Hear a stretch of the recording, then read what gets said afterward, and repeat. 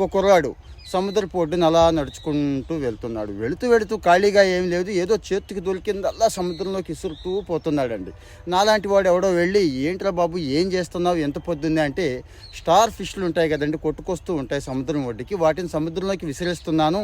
ఎందుకు అంటే సూర్యోదయం టైంలో ఈ ఫిష్లు ఇక్కడ ఉండిపోతే చచ్చిపోయే అవకాశం ఉంది అంటారు. అలా చూస్తే సముద్రం అంతు లేకుండా, అంటే ఆ ఒడ్డు అంతు లేకుండా కనిపిస్తూ ఉంటుంది. ఆ స్టార్ ఫిష్లు కూడా ఒకటి కొందు కాదు, కొన్ని వేలు లక్షలు ఉంటాయి.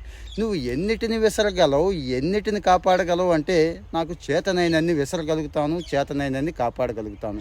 మీరు కూడా నాతో కబుర్లు చెప్పే ఈ టైంలో ఓ 10 అయినా విసరగలిగే వాళ్ళు 10 అయినా బతికేయి కదా అంటాడండి. మీకేం అర్థమైంది ఇక్కడ?